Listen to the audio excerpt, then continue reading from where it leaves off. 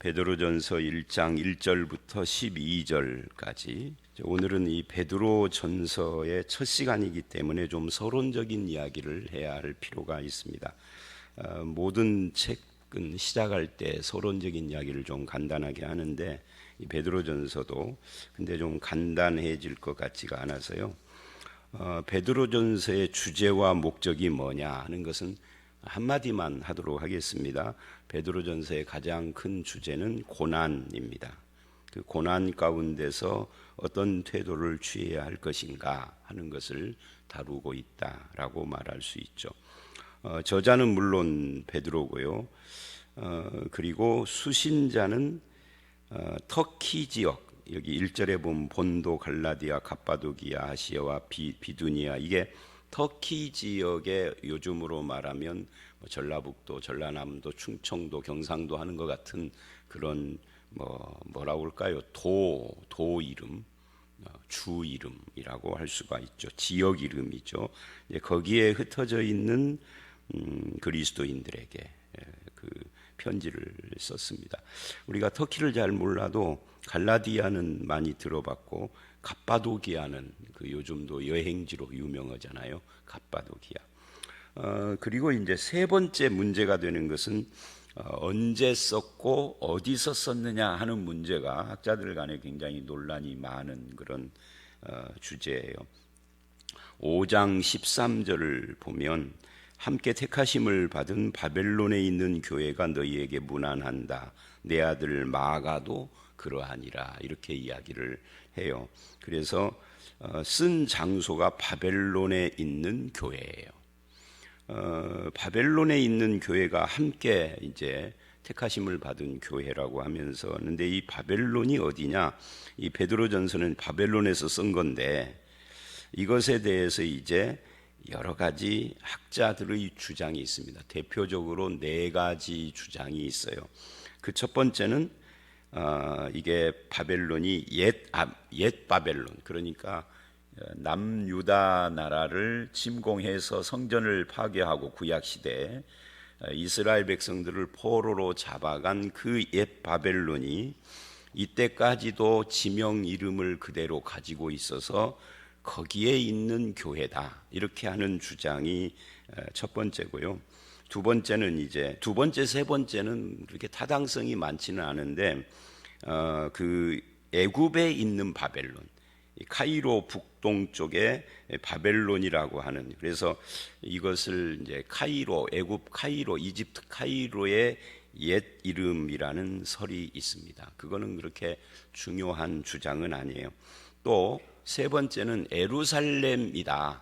베드로는 에루살렘을 바벨론이라고, 에루살렘의 타락 이런 것들을 가지고 상징적으로 썼다. 근데 이것도 그렇게 타당성 있는 표현은 아니에요. 에루살렘을 바벨론이라고 지칭하는 성경 다른 구절들이 전혀 안 보이고요. 이제 네 번째는 이 바벨론이 로마다. 이게 이제 또 중요한, 첫 번째와 네 번째 주장이 이제 중요한 주장인데 이 둘이 팽팽하게 맞서고 있죠.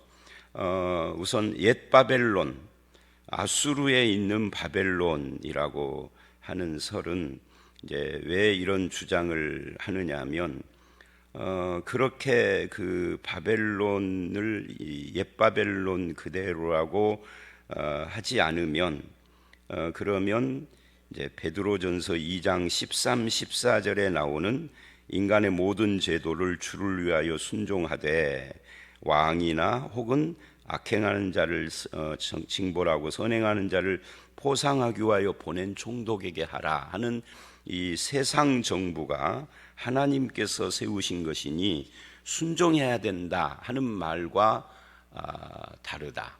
옛 바벨론이라고 해야 그 말이 타당하지, 로마라고 하면은 로마와 이때까지는 이 기독교가 괜찮은 관계에 있었는데 그것을 뒤집는 것이라 이거는 타당하지 않다라고 주장하는 사람들이 있는 겁니다.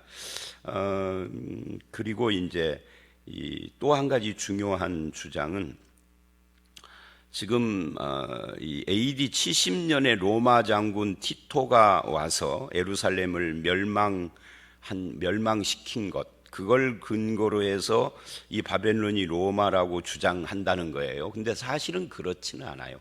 그것 때문에 이게 로마라고 하지는 않습니다. 그러나 이제 그 옛바벨론이라고 하는 사람들은 이제 그렇다라고 봐요. 그런데 이 베드로는 예루살렘 멸망 전인 64년에서 68년 그 사이에 순교를 했다 하는 거예요. 이제 베드로의 순교에 대해서도 말이 많지만 언제 했느냐에 대해서 그래서 바벨론을 로마라고 동일시한 것은 있을 수 없다 이렇게 말을 하기도 하고요.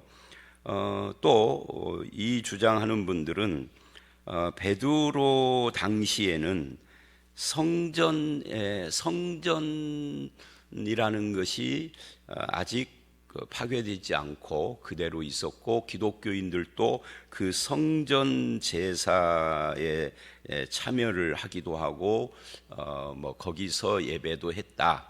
그러니 이게 바벨론이라고 로마라고 말하면은 안 맞는다. 뭐 아직 멸망한 것이 아니기 때문에 예루살렘이. 그러면서 사도행전에 베드로나 요한이 제9시에 성전에 기도하러 간 것을 또 근거로 들어요. 뭐 그 외에도 이제 여러 가지 주장을 하는데 이제 이렇게 이야기를 하는 결정적인 또 한 가지의 그 이유는 베드로전서에서 말하는 이 고난이라는 주제가 바벨론을 로마와 같은 것이다 상징적으로 말을 했다 하면은 이게 그냥 단순한 그 당시의 박해라고 이해를 하게 되는데, 그렇게 되면은 기독교인들이 당하는 수많은 오고 오는 시대의 모든 기독교인들이 당하는 고난하고 이렇게 서로 그 차이가 벌어진다는 거죠. 이제 그런 것 때문에 이게 바벨론이 로마가 아니라 그냥 바벨론이야 한다. 이 바벨론의 옛 바벨론설의 근거를 사도행전 2장 9절에 나오는 그 오순절 때 왔던 사람들 쭉 명단이 나오잖아요. 거기에 이제 그 터키 지역에서 온 사람들이 나오고 또 고대 도시들 이름이 그대로 등장을 해요. 뭐 메데, 바사, 엘람, 뭐 메소포타미아 이런 지역들. 그러니 바벨론도 옛 이름이 그대로 있었을 것이다라고 상상하는 거죠. 자, 이제 이런 것들이 주장하는 이유입니다. 근데 이 학설에는 약점이 있어요. 왜 약점이 있느냐면 요세푸스라고 하는 고대 역사가의 그 고대사에 의하면 이 AD 70년경에 카리큘라라고 하는 황제가 바벨론 지방의 유대인들을 엄청나게 학살을 해서 거기 사는 사람들이 확 줄었습니다. 인구 수가. 그리고 그 후에 5년 후에 대역병, 전염병이 유행을 해서 또 많은 사람들이 죽어서 이 지방이 거의 황폐화되다시피 되었습니다. 그래서 거기에 베드로가 가서 뭐 어쩌고 하는 것이 이렇게 타당성이 좀 떨어지고요. 또 이 바벨론 지역과 동방 지역, 우리가 이걸 동방 기독교라고 합니다. 우리는 주로 그리스, 마게도니아, 로마 이쪽 서방 지역으로 간 사도행전의 바울 이야기 때문에 그쪽 지역을 잘 아는데, 기독교가 사실은 동방 지역, 오늘날의 터키와 터키에서 조금 더 지나서 이란 지역, 또 뭐 그루지아, 무슨 요즘 조지아 같은 그런 나라들 있잖아요. 흑해 동쪽으로 그렇게 해서 이제 중국까지 쭉 이어지는 이런 동방 지역으로 기독교가 뻗어 나간 기록이 있는데, 거기에 주로 우리가 알기로는 전설로 내려오기를 도마가 갔다 하는 것은 거의 기정사실화되어 있습니다. 도마가 그쪽으로 갔다, 인도로도 가고요. 그런데 베드로가 갔다는 기록은 없습니다. 그래서 이거는 조금 무리한 주장이 되죠. 설령 베드로가 갔다 해도 문제가 되는 것은 그러면 실루아노, 우리가 신라 그런 것처럼 신라와 오늘 이 5장 13절은 마가도 함께 갔어야 되는데 그런 기록은 더욱 더 없는 거죠. 성경에도 없지만 역사 기록에도 또는 전해오는 설로도 없어요. 그러면 이 견해는 조금 어려운 거죠. 또 이런 이제 이 학설에 이런 약점들이 있고, 또 이제 이 학설이 어떤 문제가 되느냐면, 이 바벨론을 로마로 보면은 베드로 전서가 말하는 고난이 그 당시의 박해로 끝난다라고 하는 말이 설득력이 없습니다. 왜냐하면 이거를 로마로 본다고 그래도 오고 오는 모든 시대의 그리스도인들의 고난으로 해석할 수 없다는 근거가 없어요. 뭐 해석자가 해석을 하고 할 때 뭐 얼마든지 그 당시가 아닌 오늘날의 그리스도인들의 고난으로 연결이 얼마든지 되고 해석이 가능하니까 그것을 근거로 해서 옛바벨론이다라고 말하는 것은 조금 근거가 약한 그런 거죠. 또 본문의 바벨론이 옛지역 바벨론이라고 하는 근거도 아까도 말씀드린 것처럼 순전히 추측성입니다. 그랬을 것이다 라고 하는 상상이죠. 또 권세에 순종하라는 말씀이 예루살렘 멸망 이전이기에 그런 주장을 했다. 멸망 이후에는 마치 권세에 순종하라라는 말이 해당이 안 되는 것처럼 해석하는 것도 조금 문제가 있습니다. 왜냐하면 예루살렘 멸망을 기점으로 그 전과 그 후가 기독교의 국가관이라는 이 교리가 마치 바뀌는 것처럼 말한다는 것은 훨씬 더 위험한 발상이죠. 예루살렘 멸망과 상관없이 기독교의 기본적인 국가관은 하나님이 국가를 세우시고 그 수장을 세웠기 때문에 기본적으로 순종하는 겁니다. 다만 진리에 배치되거나 신앙에 배치되는 것에 대해서는 이제 고난을 각오하고 불순종도 하는 것이죠. 그래서 그런 주장도 좀 그렇고, 이제 결정적인 또 하나는 성전 문제예요. 베드로가 살아있을 때 아직 성전 제사 제도가 무력화되지 않고 그대로 있었기 때문에 라고 말하는 것은 상당히 위험하죠. 베드로는 죽을 때까지 평생 마치 성전의 완성자이신 예수 그리스도를 인정하지 않은 것 같은 뉘앙스가 돼버리는 겁니다. 그러면은 앞의 이야기들보다 훨씬 더 폐해가 심하죠.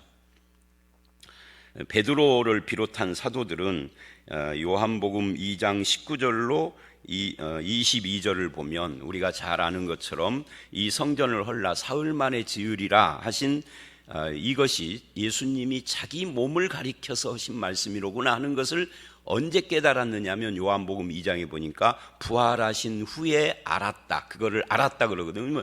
부활하신 이후에 한참 지나서 쓴 이 베드로 전서가, 그것도 베드로의 인생의 거의 후반기에 썼는데 그때도 아직도 성전 제사 제도가 아직 예루살렘이 티토 장군에 의해서 파괴되지 않았기 때문에 그대로 유대인들이 그대로 존속하고 그 제사를 지낸다고 해서 기독교인인 베드로까지도 그거를 인정한 것처럼 이야기하는 것은 조금 그거는 좀 위험할 수 있다.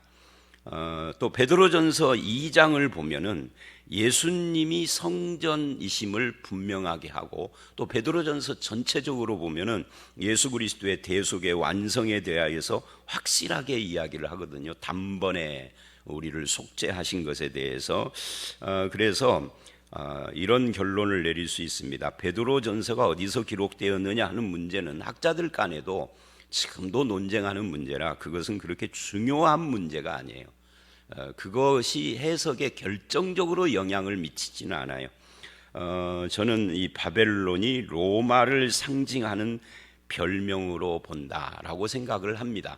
왜냐하면 그 당시는 어쨌든 대박해가 아직은 일어나지 않았지만 네로의 대박해 같은, 그러나 박해 시대이기 때문에 로마를 감추고, 이게 로마다라고 직접 대고 로마의 권세를 향하여서 지칭해서 쓸 수가 없는 입장에서 이게 바벨론이라고 상징적으로 썼다 하는 것이 훨씬 더 타당하다라고 봅니다. 더군다나 실루아노나 마가가 함께 동행하고 있었고요. 또 예루살렘을 가리켜서 요한은 계시록 11장에서 예루살렘을 소돔이라고도 하고 애굽이라고도 부르거든요. 얼마든지 그 당시에 별명으로 불렀습니다. 또 바울도 요한뿐만 아니라 갈라디아서 4장 25절을 보면은 예루살렘을 시인의 산이라고 그렇게 비유적으로 부르기도 합니다.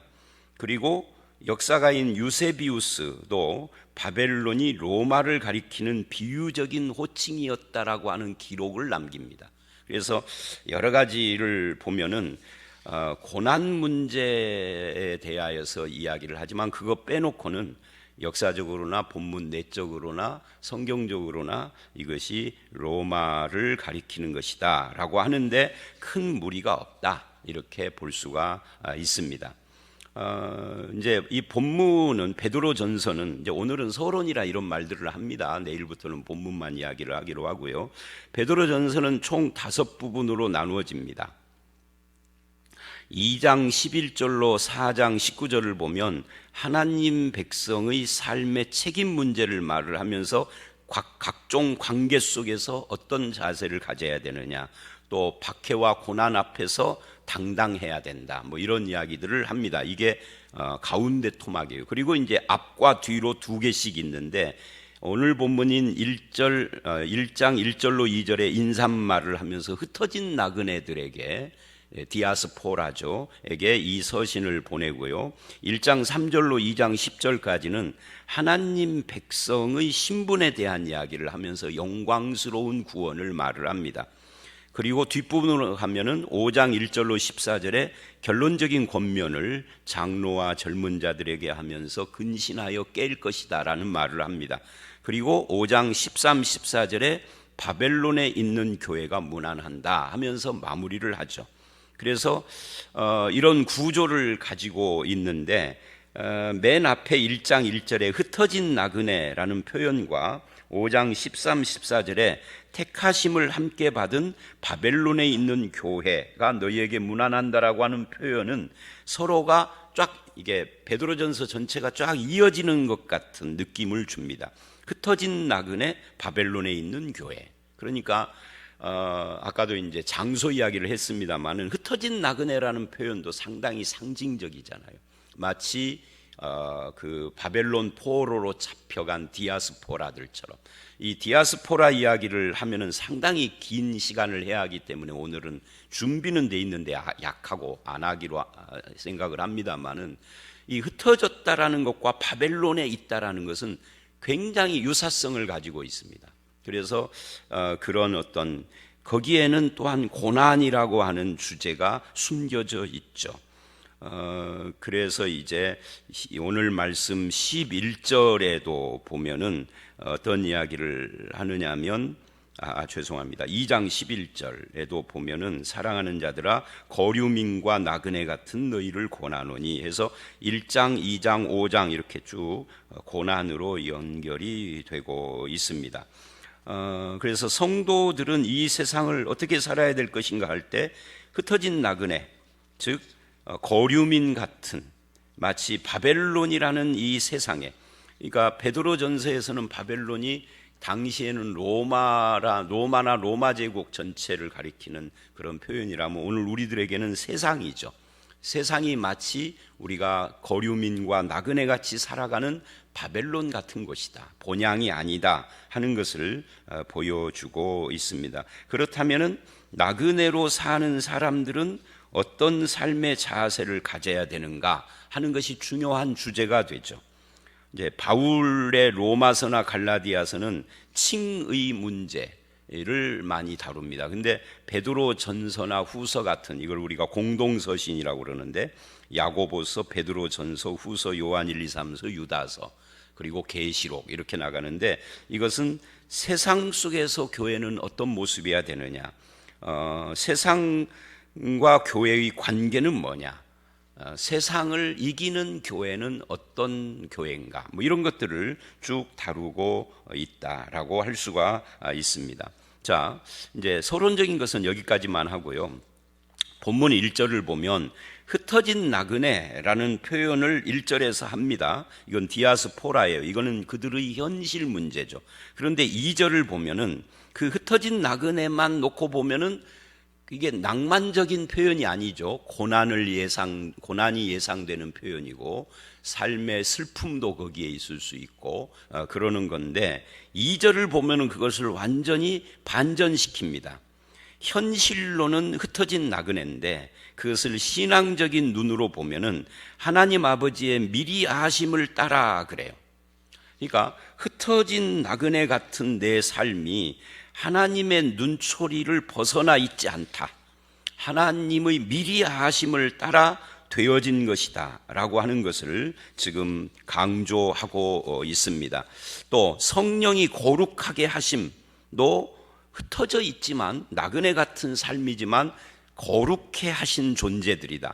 또 그 순종함과 거룩해 하심과 순종함 그리고 예수 그리스도의 핏부림을 얻기 위하여 택함 받은 자들이다. 그러니까 삼위일체가 다 나온 거예요. 하나님이 미리 아심을 따라 성령의 거룩하심으로 순종함과 예수님의 핏부려 택하심 받은 2절을 보면은요 1절에 흩어진 나그네라는 말을 완전히 잊어버려도 될 만큼 굉장한 이야기들을 하고 있다 하는 것을 우리가 볼 수가 있습니다. 그래서 오늘날 우리들도 세상을 살아가는데 인생을 너무 비관적으로만 보면 안 돼요.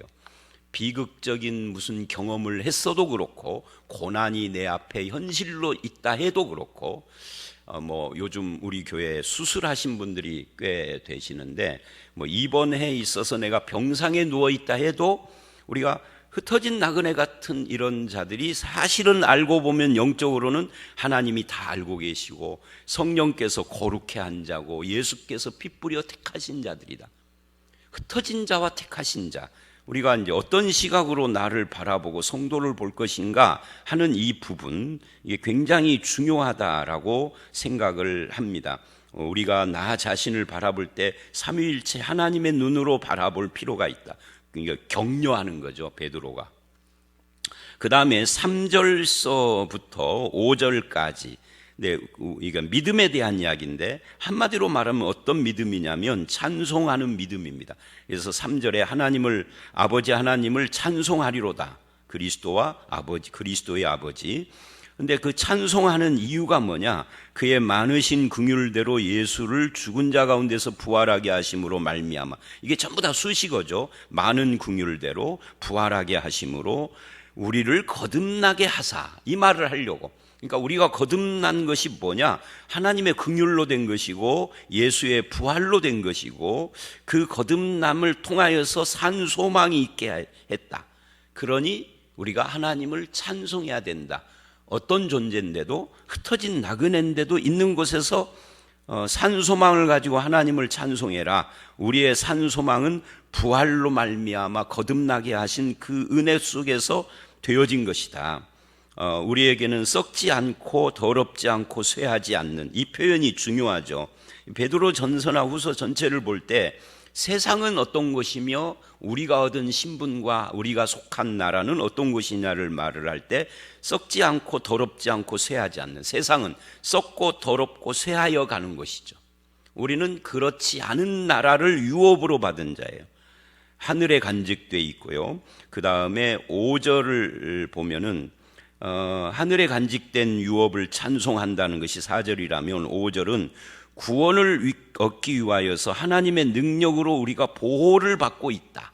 그러니까 찬송하는 믿음 세 가지죠. 산 소망 때문에, 하늘에 간직한 유업 때문에, 구원 얻기 위하여 하나님의 능력으로 지금도 보호받고 있기 때문에, 그래서 찬송하는 믿음을 가져라 라고 말하고 있는 겁니다. 그 다음에 6절로 9절은 기뻐하는 믿음에 대한 이야기를 해요. 그러므로 너희가 이제 여러 가지 시험으로 말미암아 잠깐 근심하게 되지 않을 수 없으나, 여기 보세요. 근심이라는 말을 놓고 여러 가지 시험 때문에 잠깐 하지 않을 수 없으나 라고 하는 세 가지로 설명을 합니다. 이 우리의 고난은 여러 가지 시험으로 말미암는 고난이지만 그건 영원한 것이 아니라 잠깐이고 스쳐가는 것이다. 그러니까 견디라는 거죠. 또 근심하기 되지 않을 수 없으나 이 말은 필연적이다 하는 것을 보여주는 겁니다. 그런데 오히려 크게 기뻐한다. 그러니까 고난이 없어서 기뻐하는 것이 아니라 고난이 있어도 역설적으로 오히려 기뻐한다. 왜? 너희 믿음의 확실함이, 그러니까 우리의 믿음이 얼마나 확실한가 때문에 잠깐 근심해도 우리는 기뻐하는 거죠. 그 믿음이 불로 연단해도 없어질 금보다 더 귀하여. 금이라는 것이 영원한 것이다라고 사람들은 알고 있는데 그것조차도 하나님의 관점에서는, 영원의 관점에서는 없어져 버릴 물질에 불과한 거죠. 그런데 우리의 믿음은 그보다 더 귀한 거다. 예수에 나타나실 때 칭찬과 영광과 존귀를 얻게 하는 믿음이다. 그러니 기뻐하라 라고 말을 합니다. 또 8절을 보면 예수를 너희가 보지 못하였으나 사랑한다. 베드로는 예수를 직접 본 사람이지만 베드로전서의 수신자들은 예수라는 이름만 들었지 얼굴은 못 봤잖아요. 그러니까 저와 여러분도 똑같아요. 성경을 통하여서 예수님을 들었지 눈으로 본 건 아니에요. 그 초상화 같이 생긴 그 그림으로 본 것은 그건 상상도, 그림입니다. 흑인은 흑인 예수 그리고요, 백인은 백인 예수 그립니다. 우리나라 어떤 화가는 도포 입고 갓 쓴 예수를 그렸더라고요. 그러니까 그건 다 상상도일 뿐입니다. 자기 입장에서. 그럼 우리는 보지 못했습니다. 그러나 사랑합니다. 믿는다 그 말이죠. 지금도 보지 못하지만 믿고 말할 수 없는 영광스러운 즐거움으로 기뻐한다. 그러니까 예수를 기뻐하는 믿음이다. 금보다 귀한 믿음이다. 그러니 기뻐한다. 또 9절을 보면 믿음의 결국 곧 영혼의 구원을, 그러니까 믿음이 얼마나 확실하냐면 구원, 영혼의 구원이 보장된다는 것을 말하고 있습니다. 그래서 기뻐한다. 나머지 이제 10절로 12절은 어떤 이야기를 하느냐면 이게 섬김에 대한 이야기를 합니다. 이렇게 우리가 기뻐하는 그 확고한 믿음, 확실한 믿음으로 얻은 이 구원은 어떤 것이냐 하면은 너희에게 임할 은혜를 예언하던 선지자들이 연구하고 부지런히 살펴서, 그러니까 구약의 선지자들의 범위가 어디서 어디까지냐 하는 것은 그렇게 중요한 건 아니에요. 어떤 경우에는 모세서부터 선지자라고 하니까 나와 같은 선지자 하면서, 그러니까 구약의 대다수의 인물들, 아브라함도 선지자라고 그래요. 그러니까 대다수의 하나님의 백성들이 다 선지자들인데 그들이 부지런히 연구를 했다. 부지런히 연구하고 살폈다는 거죠. 열심히 연구하고 살핀 그게 뭐냐면 자기 속에 계신 그리스도의 영이 그 받으실 고난과 후에 받으실 영광을 미리 증언하여 누구를 또는 어떠한 때를 지시하는지 상고하니라. 그러니까 그들은 부지런히 이 메시아, 그분이 예수라는 이름이라는 것은 몰랐겠지만 메시아, 그리스도 메시아에 대하여 부지런히 연구하고 상고하고 살피고 그의 영광과 고난에 대해서 그랬는데, 그런 모든 연구하고 살피고 예언하고 가르치고 한 것이 섬김이다 그래요. 12절에 이 섬김바, 이것이 자기를 위한 것이 아니라 너희를 위한 것이다. 즉 여기 이 너희는 저와 여러분들을 포함하는 거죠. 흩어진 나그네인 당시의 수신자와 함께. 이게 무슨 말이냐면 구약의 선지자들이 그 엄청난 활동을 했습니다. 핍박을 받으면서. 근데 그 열매가 예수 그리스도고 예수 그리스도를 우리가 지금 믿어 구원받은 것이니까 우리는 어떻게 보면은 모세의 섬김을 받고 아브라함의 섬김, 엘리야의 섬김을 받은 자들이에요. 구원 문제에 있어서.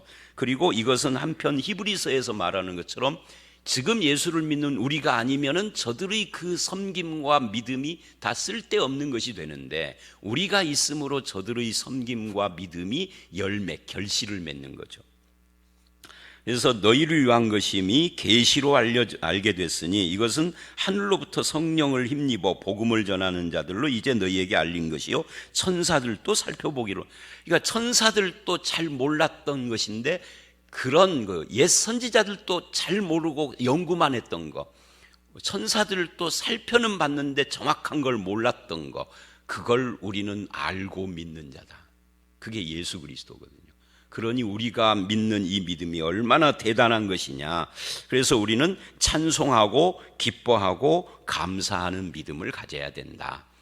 흩어진 나그네라 할지라도 이렇게 결론을 내린 것입니다. 저와 여러분의 삶이 현실은 흩어진 나그네여도 하나님이 미리 알고 성령이 거룩해 하고 예수께서 택하셔서 우리를 확실한 구원으로 인도하신 것에 대하여 기뻐하고 찬송하고 감사하는 그런 삶을 살아가는 저와 여러분 되시기를 주의 이름으로 축원합니다. 함께 기도하겠습니다. 하나님, 이제 오늘부터 베드로전서를 묵상합니다. 흩어진 나그네가 당하는 여러 가지 고난의 현실 속에서도 우리가 감사하고 찬송하고 기뻐할 수밖에 없는 것은 우리를 거듭나게 하사 산 소망이 있게 하시고 이 모든 고난의 현실조차도 하나님이 미리 아심을 따라 우리를 거룩하게 하여 택하신 그런 영적 신분을 가지고 맞이하는 것임을 깨달았기 때문입니다.